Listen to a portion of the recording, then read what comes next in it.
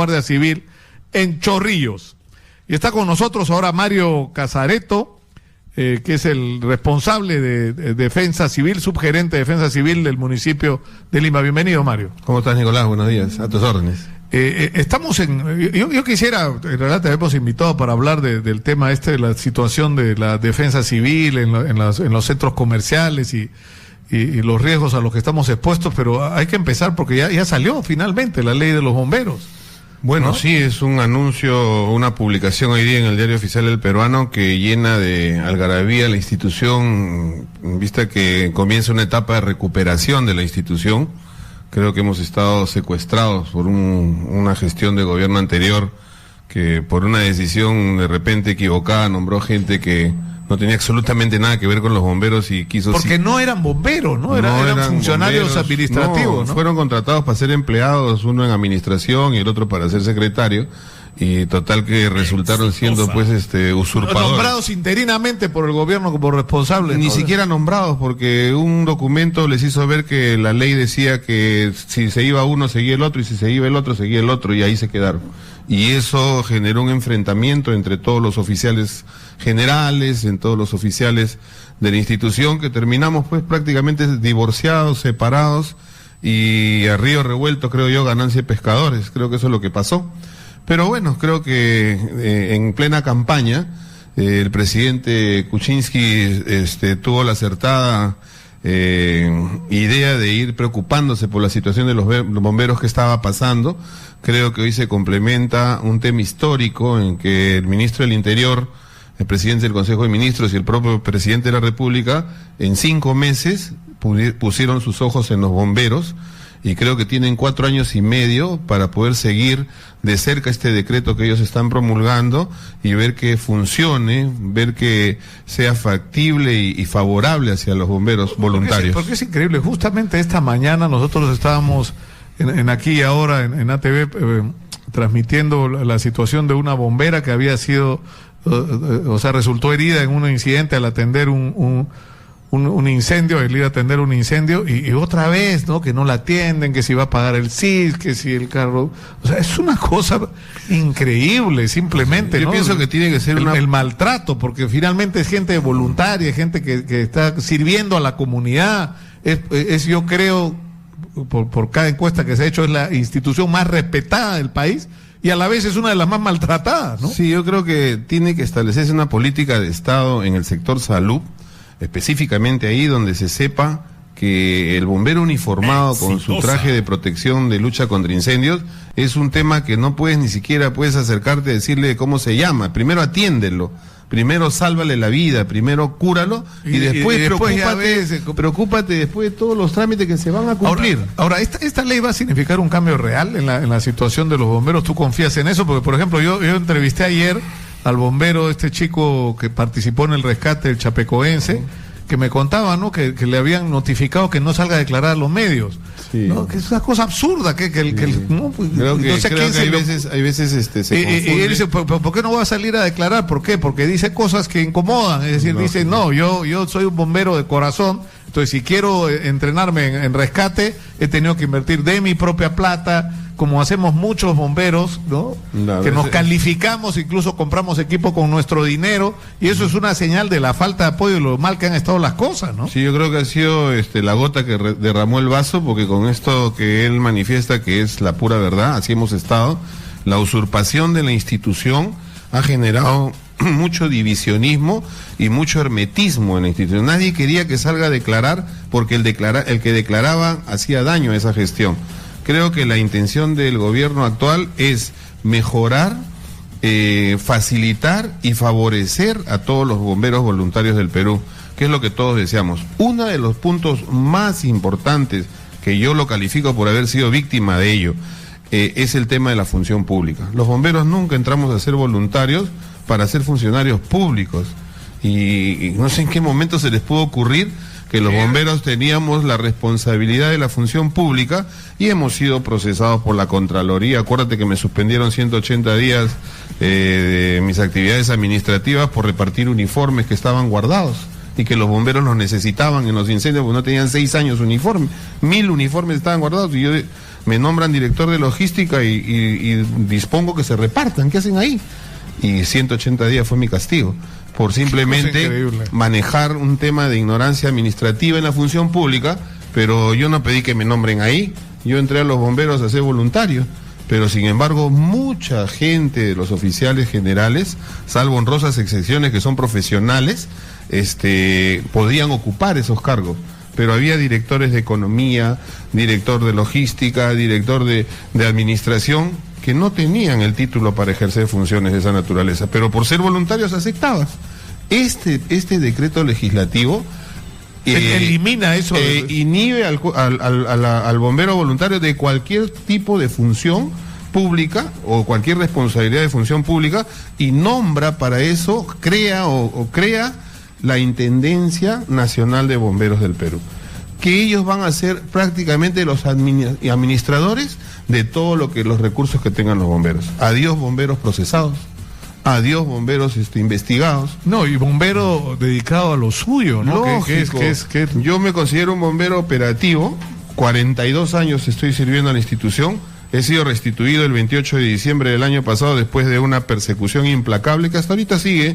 Esperemos que se corrija, yo tengo fe que todo se va a corregir, porque creo que resultamos un poco incómodos cuando somos personajes públicos que salimos todos los días en las actividades diarias de seguridad. Estás ahí, es decir, hay una emergencia y estás ahí. Ahí tienes que estar. Es que nacimos para no eso. Es que llegas para declaras porque estás ahí apagando el incendio, por supuesto, coordinando. Eso incomodó a la gestión anterior. Eso incomodó a muchas personas que hicieron pues de tu carrera, hicieron leña, sin tener en cuenta los años que le has dedicado, que le has quitado a tu familia para dedicarle a la institución. Nadie valoró eso, nadie se puso a contar cuántos años y cuántos sitios has ocupado cargos y te sacaron. Creo yo que este gobierno tiene una visión diferente de lo que es el voluntariado de la institución. Las normas que se están decretando en este decreto, valga la redundancia, son muy importantes en la parte de salud, en que el bombero tiene que ser atendido hasta su restablecimiento total. Y están creando una pensión, además, en el caso que quede creando una pensión o que fallezcas. Claro, ¿no? O sea, no se está creando, se está insertando al cuerpo bomberos en una ley que ya existe para las Fuerzas Armadas y Policía Nacional, lo cual es favorable para toda la institución. Otra de las razones importantes es que el voto va a ser democrático, o sea, el Consejo de Oficiales Generales, que era el único que podía votar y elegir al comandante general, se incrementa con 231 delegados a nivel nacional, uno por compañía, que va a poder ir con el voto de su compañía para elegir a las autoridades del cuerpo. Eso me parece fantástico. Y todavía con participación de la OMPE, ¿no? Que regulará ese tipo de elección democrática. Entonces, creo que es otro punto a favor de lo que muchos bomberos quisieron en su momento, de poder tomar una decisión, vamos a decir, multidisciplinaria para que todos elijan. Porque la ley no solamente reivindica al bombero desde el punto de vista de las atenciones materiales y ¿no es cierto?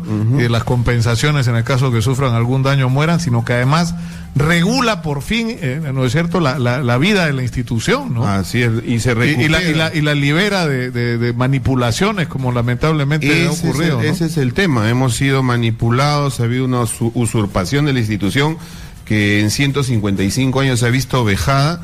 Me parece que el gobierno anterior no valoró nunca el sacrificio de los bomberos a nivel nacional, nunca lo valoró porque no le importó lo que pasaba dentro de la institución, no le importó los abusos, no le importó los vejámenes que hemos recibido, muchos oficiales generales, muchos bomberos que no caían dentro del entorno de este grupete, digamos así, que nos hicieron daño. Y hay personas que de alguna manera, valorando tu trabajo, han tomado en cuenta tu labor y estamos ocupando los cargos que hoy día ocupamos en la función pública, que es en este caso mi caso personal, que es la Municipalidad de Lima, y que creo que las autoridades de gobierno son conscientes de todo lo que ha sucedido, son muy conscientes de lo que el Cuerpo de Bomberos ha atravesado prácticamente en 2 años de desgracia, y que hoy día, leyendo El Peruano, volvemos a respirar. Y lo digo porque si tú ves las páginas sociales del Cuerpo de Bomberos o ves a través de las redes virtuales la algarabía que hay en el Cuerpo de Bomberos a nivel nacional. Hoy es un día de fiesta para los bomberos. Yo creo que sí, hay que agradecer al gobierno. Creo que el ministro del Interior ha sido una de las personas que ha sabido escuchar a las personas que verdaderamente conocen la realidad del Cuerpo de Bomberos, lo ha propuesto al primer ministro, ha sido aceptado y creo que el presidente acertadamente ha firmado algo que nos favorece a toda la institución. No, y que además, porque este tema de la falta de recursos, no es un problema solo acá. Yo contaba la anécdota de este spot que, bueno, me he enterado porque un sobrino mío, que es un exitosísimo publicista en Chile, ha participado. Hicieron un spot que lo soltaron en las redes sociales donde aparecían los bomberos de Rancagua diciendo que como no tenían plata iban a vender publicidad como los equipos de fútbol, o sea que en las casacas, en los camiones, en los carros, los bomberos, las empresas privadas ponían poner sus avisos y generó una ola de indignación de cómo era posible que los bomberos, y la respuesta fue: los bomberos no se venden, y esto que hemos puesto es solamente para llamarles la atención que no nos están apoyando, y que necesitamos el apoyo, porque además, y era dirigido a la yugular a la empresa privada, porque finalmente se te quema la fábrica y ¿quién te apaga el incendio? Son los bomberos, ¿no es cierto? O el negocio, o lo que fuera, o tienes una emergencia y son los bomberos los primeros que llegan. Y lo que generó fue espectacular, porque fue una reacción no solamente de seguimiento de la campaña, no de intriga esta que generó o sea, que dijeron, no, un momentito, era una broma. Pero la situación, lo que no es de broma es la situación que estamos viviendo los bomberos por la falta de recursos. Y lo que generó es que todo el mundo se tuvo que matricular para apoyar a los bomberos, ¿no? En este caso particular, pero yo creo que esto es una solución, digamos, más de Estado, ¿no es cierto?, al problema. Es una decisión de gobierno que favorece a una institución con mística institucional voluntaria, y sobre todo, Nicolás, que tengamos en cuenta la gran diferencia entre el vecino país del sur con 1.432 compañías de bomberos y con 15 millones de habitantes, y nosotros con ya casi 30 millones solamente tenemos 231 compañías. Entonces creo que este decreto va a ayudar, va a favorecer, como dije, a poder reformular el manejo de la institución. Mario, yo te rogaría que nos des más de tu tiempo, porque vayamos a la pausa para hablar de dos cosas puntuales. Lo que se sabe hasta ahora del tema del incendio del Larcomar, en qué punto está este asunto, porque además hay alguna gente que se queja del perjuicio que se está causando al centro comercial, que sigue clausurado, ¿no? Así es. Cuando está claro que hay una responsabilidad de los cines y no tendría por qué afectarse porque además un montón de gente que trabaja ahí, ¿no? Y no estoy hablando por el perjuicio que les puede causar a los empresarios. O sea, estás afectando el trabajo de la gente que vive y que va a pasar unas navidades horribles. Y en fechas cerrado. Tan importantes. Pero por supuesto. Que hablemos un poquito de esto, pero también de la situación de la defensa civil de cara a las fiestas en general, en las galerías, en los centros comerciales, lo que se está haciendo, lo que no se está haciendo, lo que hay que hacer. Vamos a volver con Mario Casareto, subgerente de Defensa Civil del municipio de Lima, para hablar sobre estos temas. Pero antes les recordamos que este programa llega a ustedes gracias a American Prime, que agradece al público peruano por el rotundo éxito en la venta de sus exclusivos lotes residenciales con sus proyectos de Ocala, Sarasota y la isla de Gasparilla en el estado de la Florida, en los Estados Unidos. Felicitamos a los nuevos propietarios que ahora son parte de la familia American Prime y cumplen el sueño americano con el respaldo de una empresa que tiene más de 40 años de experiencia en el mercado de bienes raíces. No pierda la oportunidad de ser también uno de ellos. Para más información, puede usted llamar al 708-5658 y acercarse al sueño americano solo con la garantía, confianza y solidez de American Prime, la original. Volvemos con Mario Casareto. .edu.pe. Seguimos en los estudios con Mario Casareto, subgerente de Seguridad Ciudadana de la Municipalidad de Lima, y habíamos quedado en hablar de en qué punto está la investigación sobre el tema del incendio en Larcomar de los cines VK. Sí, pienso yo que siempre he respondido de manera coherente el tema de la investigación. La investigación tiene un solo ente investigatorio, que en este caso es el inicial, que lo hace la Policía Nacional del Perú, a través de su División de Investigación de Incendios, que es de seguridad del Estado. Y que depende de seguridad del Estado. Yo pienso que los peritos, que son especialistas y que son los que concurren posterior a la emergencia, desde la remoción de escombros, ellos ya están viendo las causas posibles del incendio, el foco donde se inició el incendio, y a la vez analizan las consecuencias de la propagación del incendio. Entonces yo cuando escucho a diferentes autoridades, a diferentes personas. Claro, es decir, el incendio fue provocado. El incendio fue provocado, empezó en tal sitio, la candela salió por acá. Pienso que son hipótesis que se crean producto pues del momento, ¿no? Pero que debemos ser, en este caso, cautos en saber qué opinión debemos vertir cuando un incendio genera consecuencias fatales, porque también atentamos contra las personas que han perdido la vida. Claro, porque, digamos, una interrogante es cómo y por qué comenzó el incendio, pero otro tema es cuál es la responsabilidad que haya para que se produjera la situación una vez iniciado el incendio, para que ocurrieran cosas como que no había rociador, que los materiales eran altísimamente inflamables y no tenían ningún tipo de protección. Yo he escuchado el testimonio de que las mangueras no llegaban hasta donde debían llegar, ¿no es cierto? O que no había necesariamente los extinguidores en la cantidad de lugares que debían estar, y finalmente lo peor, que las personas que murieron atrapadas entre el humo y una puerta cerrada con llave. Así ¿no? es. Y en un contexto donde además había construcciones, lugares donde no debía haber, ¿no? Uh-huh. Bueno, entonces, yo te voy a decir cuál es mi posición es la siguiente, y que la transmitimos a través de la Municipalidad de Lima como Subgerencia de Defensa Civil. Nosotros en todos los lugares comerciales, empresas, instituciones privadas o instituciones públicas, debemos tener la primera respuesta.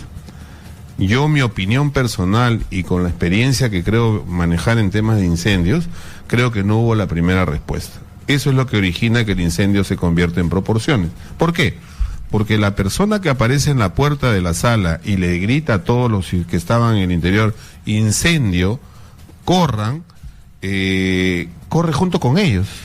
O sea, no tuvo la intención de entrar a donde se estaba produciendo el amago. Pero eso, ¿qué supone? Que la gente no estaba entrenada como debería estar con protocolos sobre qué hacer cuando empieza un incendio, porque además es un incendio en un cine, que es material altísimamente inflamable, ¿no? Desde que tú abres la puerta de un negocio, tú tienes que tener tu gente, desde el gerente general hasta el que reparte la cancha, tienen que saber prevención, tienen que estar preparados para lucha contra incendios, evacuación y primeros auxilios, porque eso lo establece el plan de seguridad que presentas para obtener tu certificado de defensa civil. ¿Qué pasa? Que en el transcurso que tú vas transcurriendo los meses, vas contratando personal y descuidas el tema de la capacitación. Entonces vas sumando gente y de repente vas sacando gente que sí estaba preparada, pero no refuerzas a los que ingresaron. Entonces, mi opinión, antes que los rociadores, que los gabinetes contra incendio y todo, mi primera impresión es que tenemos que tener capacidad para la primera respuesta. Claro, y la primera respuesta debió ser: abran todas las puertas para que salga la gente, traigan los extinguidores para apagar esto, ¿no es cierto? O cualquier medida de ese tipo. Todas las que dispone la Brigada de Lucha contra Incendios, porque hay una brigada de lucha contra incendios. O debería haber. Que tiene que haber, porque si no, no tiene el certificado de defensa civil. El plan de seguridad que se presenta al momento de obtener su certificado de defensa civil exige la formación de brigadas y el cronograma de capacitación durante el año que tiene que tener. Entonces, al no haber, que creo que ese es el problema aquí, no hubo una primera respuesta para poder controlar un amago. Vemos gente que viene con extintores, pero cuando el humo está en toda la sala ya no hay forma. El amago de incendio es al momento, cuando se inicia. No, porque además hay una imagen que llama la atención, que sobre la que yo, es decir, a mí me la hicieron ver a raíz de este hombre que sale, que el ministro hace la conferencia y dice: se busca a este sospechoso, el pobre hombre lo meten en un lío espantoso, que trabajaba en la productora, que ni siquiera entró a la sala donde se generó el incendio, ¿no? Y que ya lo estaban poniendo como sospechoso de haberlo iniciado. Pero en el momento que uno ve la imagen, de repente aparece gente con un extintor viniendo de otro lugar. De Gótica. ¿No? De la discoteca. O sea, yo digo: oye, aguanta, si el incendio está, ¿por qué tienes que ir a la discoteca a sacar extintores? ¿No había extintores en el cine? No había la primera respuesta, nada más, Nicolás. No hubo las personas que, sabiendo la ubicación de sus gabinetes contra incendio, sabiendo la ubicación de sus extintores, no ingresaron a la sala en el momento que se empezaba a producir el amado. El incendio se empezaba a propagar y ya lo único que te queda, ya no puedes entrar a usar los equipos que tienes que ahí. Pero ¿qué es lo que debió ocurrir? O sea, digamos, imaginemos una situación donde todo está protocolizado. O sea, empieza el incendio, sale el humo, se tiene que activar una alarma. Bueno, debían activarse rociadores, así la ley no te obligue a tener rociadores por un tema así de protección a tus clientes y de tu propio negocio, deberías tenerlos, y debería estar la gente entrenada para saber responder a una situación como esta, porque, por ejemplo, yo me imagino que parte del protocolo es saber cuáles son las rutas de evacuación y que todas sean operativas, pero esa oficina, por ejemplo, la ruta de evacuación lógica era esa puerta que estaba con llave. Lógico, la ruta de evacuación está señalizada incluso en un plano visible para el público, y en este caso el humo, que con sus componentes de monóxido, que generan un monóxido de carbono producto de toda la mezcla de productos químicos, hizo pues que la asfixia sea inmediata. Entonces, al querer evacuar, la misma desesperación hace que aspires por la boca, no por la fosa nasal. Sube la adrenalina. Todo, y la aspiración ya no es respiración, sino esa aspiración es más fuerte. Entonces ellos, al momento de darse cuenta que no había salida por las oficinas, que según el plano del certificado eran vestuarios, y que se cambió en el trayecto de los 2 años que tenía de vigencia su certificado, se quedaron atrapados. No, según refieren, las puertas no las encontraron y las que pudieron haber salido estaban cerradas. Entonces, yo lo que a mí me parece, en el caso de la persona esta sospechosa, es que psicológicamente conocemos nosotros, cuando llegas a un incendio, diferente tipo de personajes, ¿no? El que te asusa y te dice, hay atrapados adentro, el que te dice, ya se cayó el techo, y recibes 20 versiones diferentes al momento de llegar al incendio. El que no se inmuta, el que se queda parado, congelado, mirando, paralizado, o que se queda frente a la emergencia con sus brazos cruzados y no atina ni siquiera a ayudarle a jalar la manguera al bombero, que hay muchas veces tienes que... pero hay gente también que se involucra incluso al riesgo. Hay gente que está preparada, vive el momento y se pone a jalar mangueras, se pone a ayudar al bombero, trata de colaborar en todo. O sea, hay diferentes tipos de personajes. Entonces, pienso que son reacciones propias de cada persona, ¿no? Entonces, para la opinión que nosotros daríamos en el tema de Gótica, que le hemos mencionado aquí, es que lo más próximo a ayudar a controlar esta emergencia fue la discoteca. Lamentablemente, su gabinete contra incendios solamente llegaba hasta la puerta de la sala, que es su manguera de agua, por decirlo así, para que me entiendas, esas mangueras que vemos. Sí, claro. Entonces, solamente su extensión, por supuesto, desde Gótica hasta la sala del cine, llegó a la puerta. Pero ¿eso qué quiere decir? ¿Que el cine no tenía esa manguera? El cine tenía, pero por la otra parte.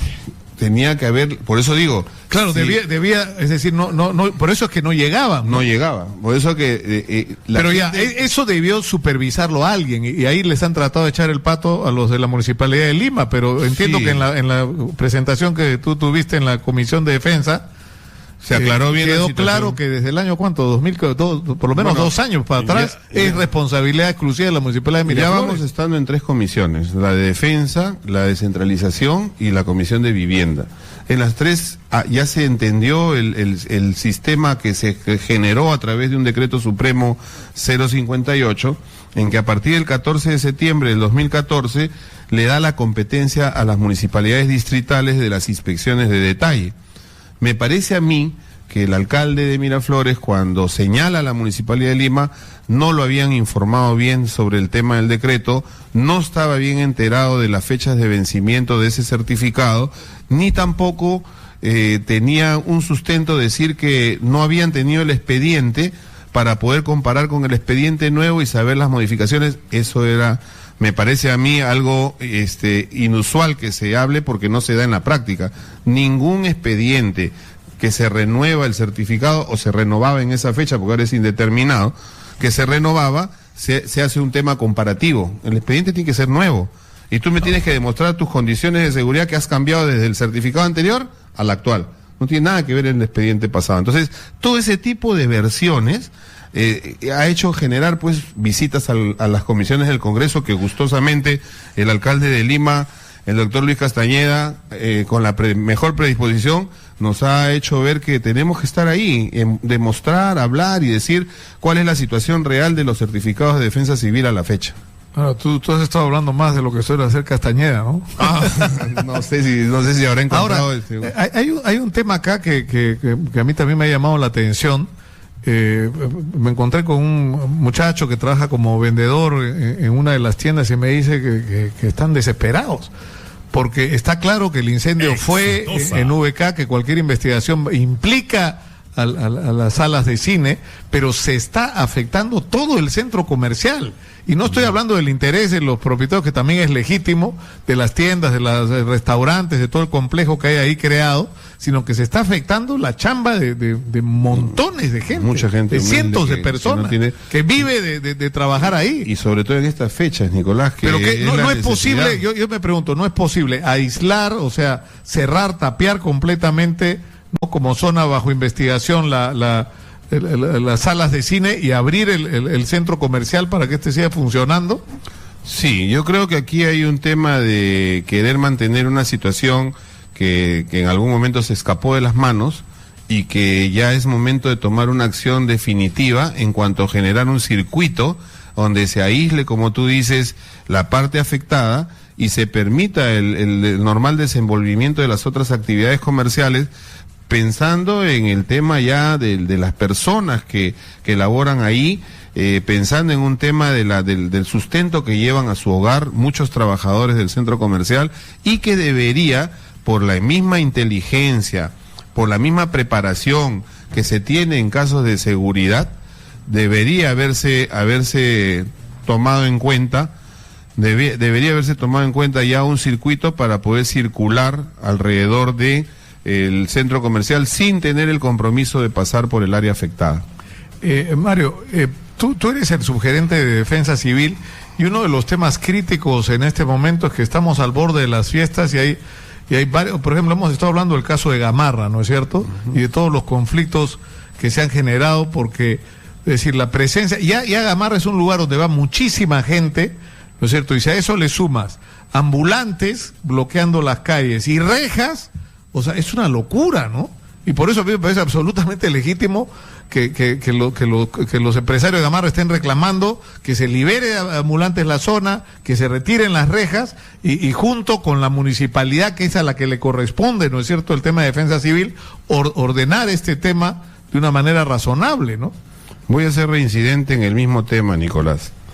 El decreto supremo 058 le quitó la competencia a la Municipalidad de Lima en cuanto a las certificaciones de defensa civil, y para hacer más o ahondar más en el tema, los certificados que se otorgan desde la fecha septiembre del 2014 hasta ahorita son indeterminados. No puedes volver a renovar otra vez ese certificado. Las consecuencias en algunos distritos, como en el que estamos hablando en este momento, ya se empiezan a notar por el descontrol que hay en la totalidad de las condiciones de seguridad que debe tener, en este caso, el emporio comercial de Gamarra. Hace 2 días hemos apoyado a la Municipalidad de Lima, extendiendo el brazo de ayuda de la Municipalidad por orden del doctor Castañeda, y hemos logrado cruzar la frontera, porque el pensamiento que yo tengo es que para la prevención no debe haber fronteras. Nosotros tenemos que empezar a impartir temas de prevención para que cada día podamos mejorar más la situación. Y mira tú, hemos estado en el centro comercial Polvos Azules, que no es nuestra jurisdicción, hemos ido con 60 brigadistas, he visto la presencia y participación del Cuerpo de Bomberos activa, las ambulancias de Solidaridad Nacional, y hemos hecho un simulacro donde no nos hemos metido, hemos mirado y hemos visto la primera respuesta que tienen sus brigadas del centro comercial Polvos Azules, que debería replicarse en todo Lima, en todo el Perú. Los simulacros te ayudan a saber qué capacidad de respuesta tienes. A detectar cuáles son tus fallas, dónde están tus debilidades. Así es. Pero además ese tiene que ser el criterio, y no el criterio, o sea, simplemente punitivo, es decir, no haces tu champa y ahí vienes y empiezas a cerrar para que la prensa no te critique. ¿No es cierto? No es así. Nosotros estamos con una política... Encima en una época como esta, ¿no? Porque es la peor. Porque hay que ser sincero, es la peor desde el punto de vista del riesgo, pero es el momento del año en que, o sea, no solamente, o sea, polvo, todos los digamos, las ferias estas, los mercados tipo polvos, o el emporio de Gamarra, e incluso los establecimientos comerciales, los malls, ¿no? Es decir, es el momento en que más venden de todo el año, ¿no? Mira la política que tiene la Municipalidad Metropolitana de Lima. Al día siguiente que acabó el Día de la Madre, en mayo, el alcalde de Lima nos convocó a todos los gerentes comprometidos en el tema de seguridad y nos dijo, comencemos a trabajar el tema de galerías, comencemos a trabajar el tema de tiendas por departamento.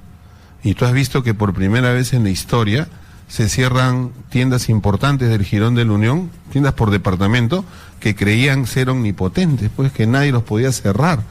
Y encontramos pues los pasadizos abrumados de mercadería, no se respetaban los temas propios de las condiciones de seguridad de un centro de atención al público, y se ha cerrado.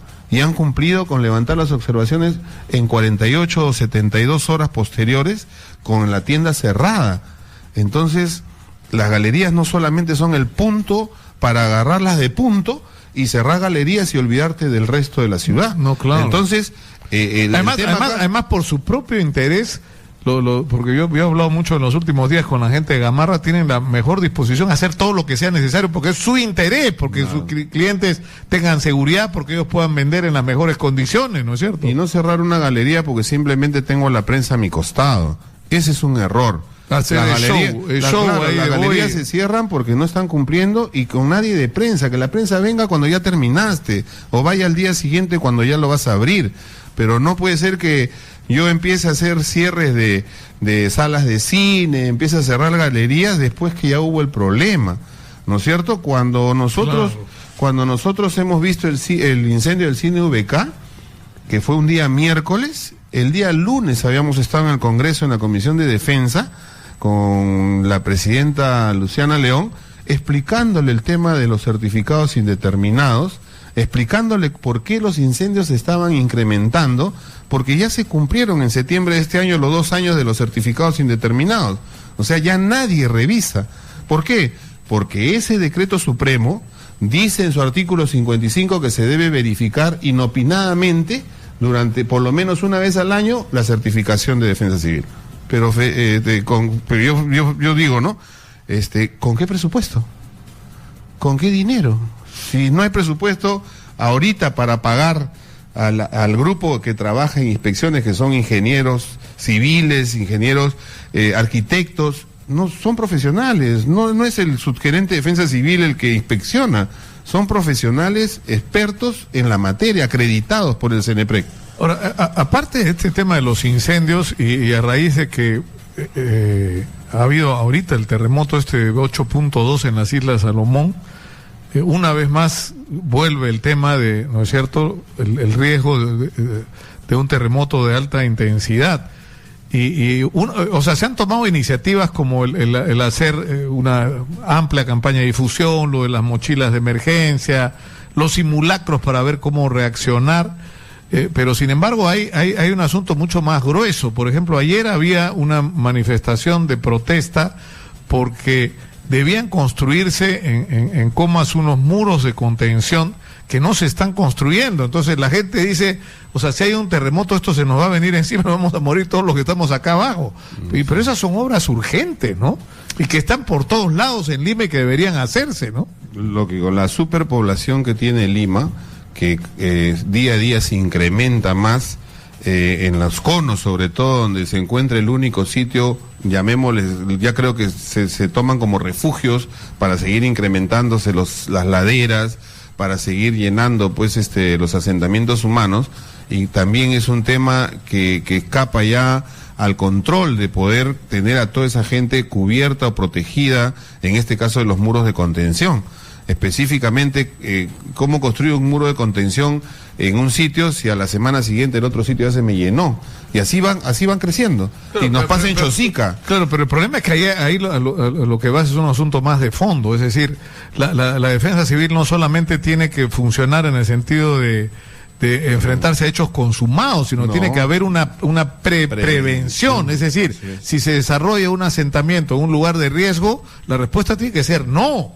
Y no vas a decir a la gente, anda, ve dónde vive, sino tiene que haber la iniciativa de proponer lugares alternativos donde la gente pueda instalarse y vivir. Lo que se hace demagógicamente en muchos casos es otorgar títulos de propiedad, ¿no es cierto?, para ganar votos y para ganar la simpatía de la gente. Como está pasando acá en la carretera, en el cerro Lomo de Corvina, que cada vez que paso por ahí da pánico, ¿no? Porque están asentados sobre una zona es arena y lo otro, peor que arena, es un relleno sanitario. Así es, nosotros... O sea, un terremoto, todo eso se va a venir abajo. Acabamos de tener un congreso relacionado a la vulnerabilidad que de alguna manera nos ha comprometido a tener que incidir en el tema de la preparación, capacitación y sobre todo prevención en el tema de la estimación de riesgos que ofrecen estos lugares. Creo que la incrementación que se tiene que ir acompañada de personal capacitado en las diferentes sugerencias de los municipios, a fin de poder extender también ahí el tema de qué hacer para evitar que esto se siga ¿cómo se puede decir? Se siga propagando, ¿no? Porque es un tema que tratas de corregirlo y como tú dices, el tema entre autoridades, en este caso las autoridades de gobierno, las autoridades provinciales o locales, en algunos casos lo permiten. Entonces, nosotros como Defensa Civil, en este caso metropolitana de 42 distritos de Lima, tratamos diariamente de hacer los comunicados respectivos para el tema de capacitación. Estamos llevando a cabo nuestra tercera simulación del año, donde prácticamente vives un terremoto de 8.2, 7.9 y ves la capacidad de respuesta de las instituciones posterior a la emergencia.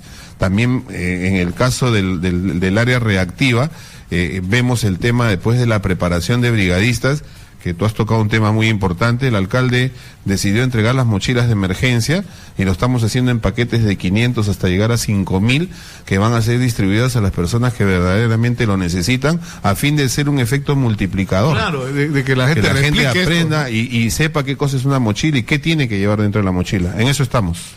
Muchas gracias a Mario Casareto, subgerente de Defensa Civil de la Municipalidad de Lima.